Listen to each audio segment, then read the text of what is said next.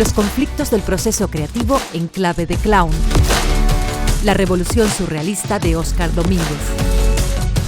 La artista M. Lorum y el valor procesual del dibujo. La Fundación Cristino de Vera rememora al pintor. Teatro sobre la estupidez y la decadencia.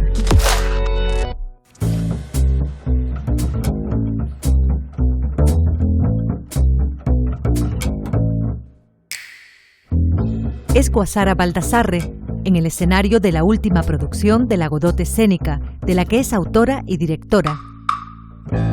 Un espectáculo de clown que interpretan Andrea Sobi y Adrián Torrijos. Martín Chinijo y Parlanchina de la Torre son los personajes de la obra Dorre Girasol Clown. Son dos estudiantes de una escuela de arte que asisten a clases de música, de pintura y de poesía. Entonces ahí en esas clases ellos se enfrentan al proceso creativo, a los conflictos propios de cuando creamos arte.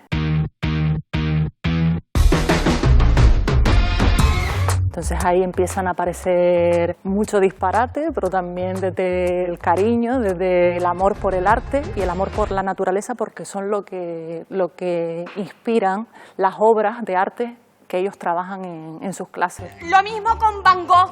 Todos lo conocemos perfectamente, pero a ver Morisot. ¿Ver Morisot? Ver Morisot, la pintora de la que hablamos antes, una gran impresionista. Por ejemplo, hay una escena en la que hablan de poesía y el personaje de ella, de Parlanchina de la Torre, está buscando qué poema representar. Entonces Martín Chinijo le empieza a proponer un montón de poetas masculinos, ¿no? Lorca, Gustavo Adolfo Bécquer, entre otros. ¡Ay! Pues ¿por qué no recitas un poema de Lorca? O uno de Borges. O de Julio Cortázar. O de Rafael Alberti. ¿Sabes lo que pasa? Que es que quiero recitar el poema de una mujer. Entonces ella se da cuenta de que todos los que le dice Martín Chinijo son hombres. Entonces dice, oye, pues me gustaría representar el poema de una mujer, porque las mujeres en el arte hay muchas y no las conocemos tanto. Es que es impresionante cuántas mujeres hay en el arte. Sí, por eso tenemos que hablar más de ellas. ¿Sí? Es justo que conozcamos el arte de mujeres, sí, de hombres, sí, de todas las personas por igual. Ella empieza a nombrar a muchísimas mujeres, entonces Martín Chinijo se da cuenta de la cantidad de mujeres que hay en el mundo del arte y eso es un poco también lo que contamos en esta obra. Le queremos dar valor a la mujer en el arte, visibilizar las figuras de las mujeres artistas, que hay muchas, y lo ponemos en valor aquí en Dorre Girasol Clown. Chinijo, coge el instrumento, el violín. El instrumento. Los gags preferidos del público suele ser no solo el que hacen al principio en la primera escena, que es sobre el concierto, que Martín Chinijo no trae el instrumento, entonces se las tiene que apañar sin que Parlanchina de la Torre se dé cuenta, a ver qué instrumento saco para que se parezca al del violín, que era el que tenía que traer él. Entonces empieza a sacar objetos de la maleta y el público, pues, imagínate, ¿no? Se forma el disparate. Haremos un concierto sin instrumentos. Pero el gag de clown, específico de clown, que más les atrapa al público y que se quedan enganchados y se quedan expectantes y en silencio rotundo, es el de El espejo roto, que Parlanchina va a representar su poema delante del espejo, va a ensayar y Martín Chinijo le va a traer el espejo, pero sucede que se le rompe en el camino, entonces no quiere fallar a su amiga y compañera y entonces él se hace pasar por el reflejo de ella en el otro lado del espejo. Entonces el público ahí está enganchadísimo y es uno de los que más funciona, la verdad. Y Vivaldi aparece con sus notas de violín, que dice así.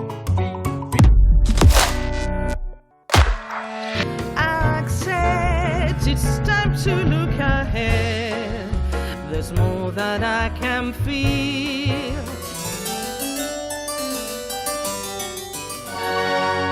Ja, ja, die Stunden sind nunmehr und all, was ich euch treue.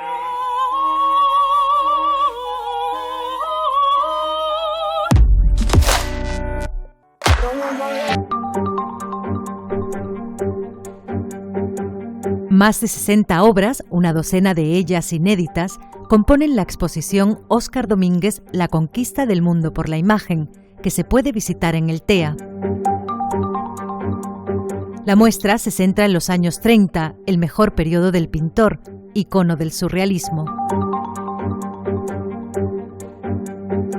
En la exposición destacan dos grandes momentos, los años 30 y una parte que se llama Cueva de Guanches, que tiene que ver precisamente con la interrogación sobre lo canario, la vida anterior, digamos, ese tiempo, esa interrogación sobre el origen que plantea Domínguez, pero que también han planteado otros pintores como Manolo Millares, ¿no? En esta sección hay varias obras que estuvieron expuestas en una exposición en el año 36 en Santa Cruz de Tenerife, la exposición Aldán, Gaceta de Arte, del primer periodo. Hemos conseguido, de las 6 piezas que presentaba Óscar Domínguez, hemos conseguido traer 3. En el segundo momento de la muestra vemos una gran representación de obra cósmica y obra litocrónica. Litos, crono, piedra, tiempo. Es un periodo muy interesante donde Domínguez se plantea esa suerte de teoría de la petrificación del tiempo y donde vemos obras muy geológicas, obras cósmicas, obras que tienen esta suerte de luz lunar, esta suerte de pintura como de grises, de luminarias plateadas y donde vemos una carga tectónica y un movimiento muy fuerte. La exposición no pretende ser una muestra de la trayectoria del artista tinerfeño, sino de su legado creativo en el campo de la imagen, la gran aportación del movimiento surrealista. En este sentido, Óscar Domínguez es un gran visionario. Aporta imágenes sin duda renovadas y muy potentes desde el punto de vista de la iconografía, ¿no? Me refiero, por ejemplo, a La apisonadora y la rosa, ese cuadro maravilloso del año 37 en el que una apisonadora se detiene al encuentro con una rosa y un vaso de agua. Trasladar el complejo mundo del artista al espacio expositivo ha sido tarea de Samuel Cabrera, diseñador del ambiente de la exposición. Detectamos que era el elemento orgánico primitivo y natural que se estaba presente en muchas de las obras de Óscar Domínguez, era la piedra, ¿no? Un elemento también de nuestro territorio, y queríamos como un poco que la naturaleza invadiera también el espacio y cómo la naturaleza también dialogaba con la obra del artista, ¿no? En una de las piezas que se presentan en la instalación, queríamos también conseguir que ese diálogo del visitante con la pieza le generara una inquietud a la hora de verla y se provocara una especie de co-creación visual, tanto viendo al artista como está trabajando en su espacio de creación y que el propio visitante también creara ese imaginario visual a la hora de verla, ¿no? También es importante destacar que la instalación del diseño está pensado que fuera no solo estético, sino también de que el visitante pudiese interactuar con ella y que pudiese usarla como elemento para sentarse, tocarla y que bueno, tuviese una interacción también sensorial.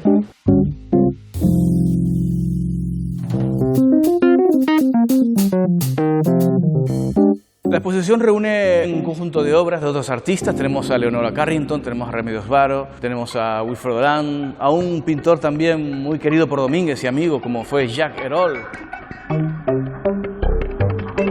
Siempre hay otros artistas, otros poetas, otros amigos, ¿no?, que acompañan ese deambular, ese tránsito por lo artístico, y más en el caso del surrealismo, que en el fondo es un movimiento, digamos, colectivo. Nos parecía interesante celebrar de esta manera, celebrando a Domínguez, celebrar también, adelantarnos un poco, unos meses, a la celebración del aniversario, del centenario de la publicación del manifiesto surrealista en el París del año 24. En ese sentido, esta exposición es una celebración también de ese manifiesto surrealista.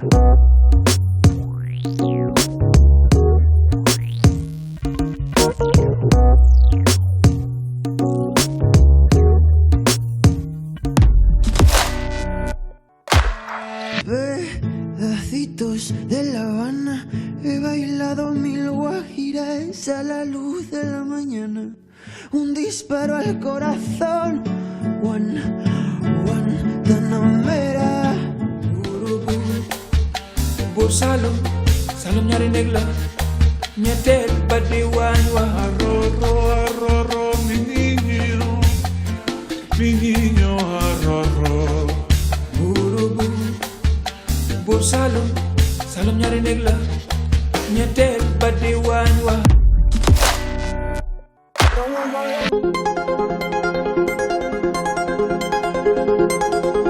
Las salas de arte Cabrera Pinto en La Laguna acogen una propuesta del artista M. Lorum basada en el dibujo performativo.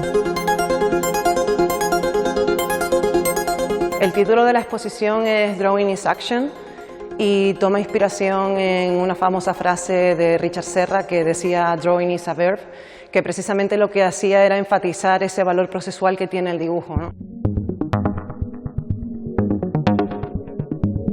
Para mí el dibujo es proceso, básicamente. En mi trabajo es mucho más importante la performance o el proceso que el resultado final. Digamos que mi trabajo plantea una reflexión sobre el propio acto de dibujar y el papel que el cuerpo tiene en ese proceso.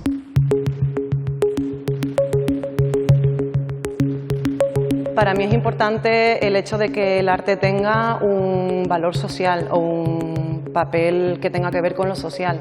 Y esto se ve muy claramente en las performances participativas. En estas obras invito a un grupo de gente a una sesión de dibujo. Muchos de ellos son extraños, no se conocen de nada, incluso no tienen ni por qué ser artistas, pero elaboran juntos una obra de arte. Creo que estas obras enfatizan valores como la colectividad o la colaboración, que no solamente es deseable, sino también muy conveniente reforzar en una sociedad tan profundamente individualista como la que vivimos.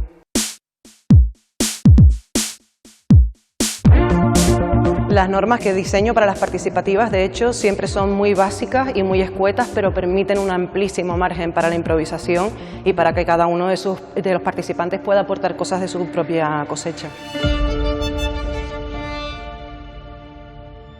Pero luego hay elementos externos que van a condicionar ese proceso y el resultado, van a favorecer hasta cierto punto un resultado que es imprevisible.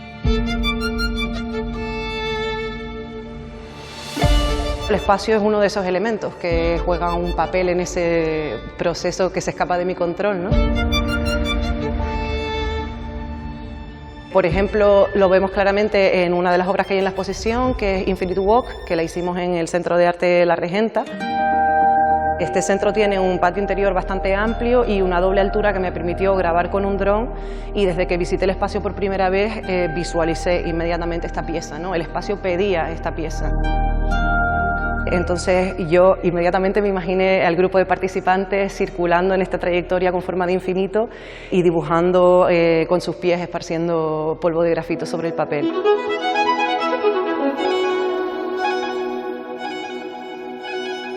También el comportamiento del propio cuerpo o de los cuerpos de los participantes es súper condicionante también. Y esto, por ejemplo, se ve mucho en esta obra que tenemos aquí al lado, en Braiding Together, que es otra de las piezas que hicimos en La Regenta. Un ejemplo paradigmático de hasta qué punto yo no puedo imaginarme de cuál va a ser el resultado de la obra. Porque yo, como digo, había pensado en una mecánica y es verdad que a veces, por cómo es esa mecánica, te haces una idea de cuál va a ser esa imagen final, más o menos. En este caso, sin embargo, el resultado final, lo que es el dibujo, no se parecía para nada a lo que yo me había imaginado previamente.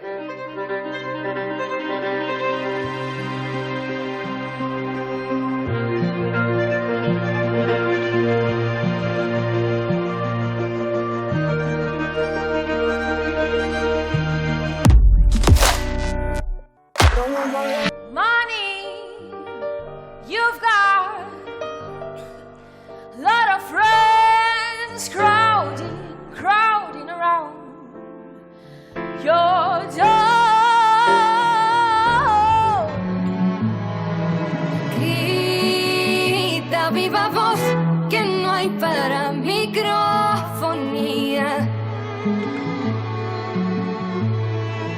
Canta de pulmón, tu historia no se desafía.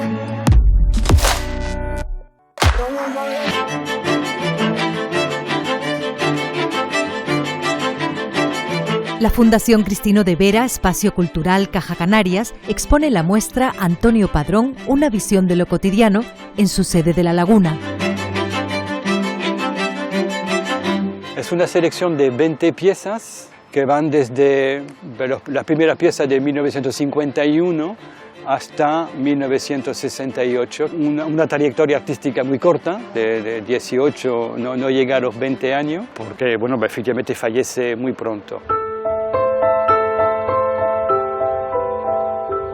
Es seguramente el artista más enigmático de la historia del siglo XX en Canarias. Se le considera como el expresionista de la renovación del indigenismo canario. Padrón añade a ese indigenismo toda una lectura del siglo XX, desde el expresionismo hasta el cubismo, hasta el fauvismo también, todos los movimientos del post-Primera Guerra Mundial. Lo analiza y lo transforma en un modo de expresión muy particular y muy individual y muy personal.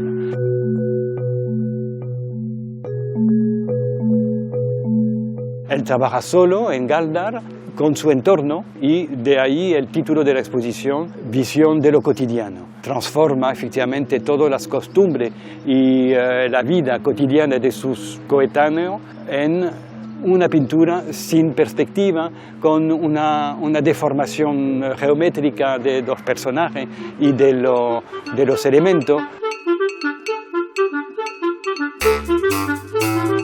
Unos planos de color muy vivo, muy expresivo y con unas composiciones en vertical, sin punto de vista, sin punto de fuga, haciendo efectivamente una pintura extremadamente personal. Una obra tan personal como la del pintor tinerfeño Cristino de Vera, a pesar de haber sido creadas en épocas diferentes. Lo que sí podemos efectivamente destacar que son dos artistas que no entran dentro de la historia, que no se relaciona con los pintores de su propia época, sino que tienen una identidad muy definida y muy particular. Tanto Cristino de Vera como Antonio Padrón, que están en línea totalmente opuesta, pero efectivamente se interesa en el paisaje canario, el interior canario, la vida cotidiana, y lo analiza desde su propia perspectiva artística. La exposición se enmarca en el trabajo de relectura de la obra de artistas canarios del siglo XX que lleva a cabo la Fundación Cristino de Vera. Alrededor de la exposición hay conferencias, hay talleres con los niños escolares. Entonces es un trabajo estupendo y agradezco a la Fundación Cristino de Vera, Espacio Cultural Caja Canaria.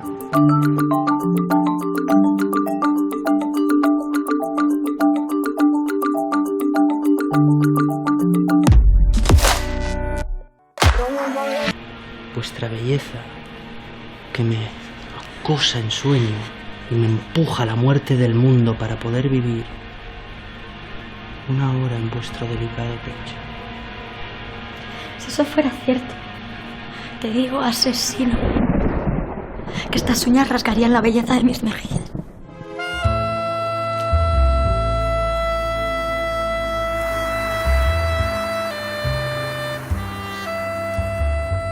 ¿Sabe lo que es estar? Ese verbo que no pueden interpretar los ingleses, porque no tienen sino el to be, el ser, pero no tienen la aceptación del estar. Y el de estar es lo mejor que puede haber en la vida, y estoy.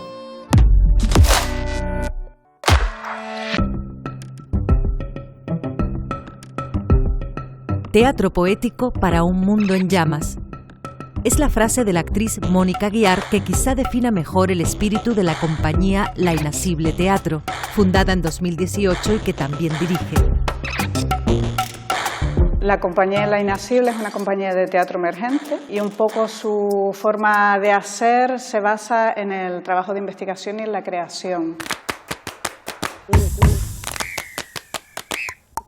Nosotras partimos de temas que nos interesan personalmente y a partir de ahí desarrollamos todo un proceso de investigación práctica en el que finalmente las obras se acaban desarrollando a partir del trabajo de improvisación y de investigación. No todas las cosas valen lo mismo. No se puede comparar la muerte de un rey La muerte de un mendigo. Somos muy conscientes del poder transformador que tienen las artes, entonces desde ese lugar lo tomamos con responsabilidad y elegimos temas que nos puedan servir socialmente para cuestionarnos algunos temas que sean de vital importancia, ¿no? Un poco dar un espacio para generar preguntas y poder crecer como sociedad y nosotras como personas en ese proceso de creación. ¿Qué le apetece hoy, Alteza? Algo agresivo, salvaje. Un rey, un bufón y los últimos habitantes del planeta son los personajes del Lodo que fuimos, inspirada en parte en la Antígona de Sófocles, con la que participan en el Festival de Teatro Contemporáneo Encuentros. Deseable. Creo que sé lo que necesita mi rey. Este proyecto, El Lodo que fuimos, es un proyecto fundamentalmente de creación colectiva, conformado por un grupo de mujeres, todo mujeres, que también alude a temas que nos competen en la actualidad, pues todo lo que tiene que ver con la sostenibilidad, con los recursos naturales que se nos están acabando, ¿no? y el poder ir a otra forma de pensamiento, más hacia lo humano. Tengo la extraña sensación de haber pasado ya por este lugar. Cada día, hace un rato, interminentemente. Y sin embargo esta es la primera vez. De la 27ª repetición, Messier. Exactamente. No hay... Es una obra que versa sobre la estupidez humana, a dónde pueden llegar dos personajes arquetípicos como un rey y un bufón, y también habla del abuso del poder, ¿no? En estos dos personajes que además son muy representativos. No solamente habla del abuso del uso de poder, como un rey todavía quiere mantener su opulencia y su poder a pesar de un mundo totalmente decadente, sino además también habla de la codependencia, de la soledad, porque son dos personajes que están solos en un mundo que ya prácticamente ya no queda nada, y cómo quieren mantener ese estatus de poder incluso en esas circunstancias. ¡Espectacular! Con lo cual nosotras sobre todo solemos decir que es una obra que habla de la estupidez humana y de la decadencia, desde luego. Cierre los ojos, majestad. ¡Bravo! ¡Bravísimo! ¿Cuántos esperamos? Oh, a muchos, muchísimos. 2. Cientos, miles, millones, millares, centésimas, milésimas, múltiplos del 2, del 3, del 4.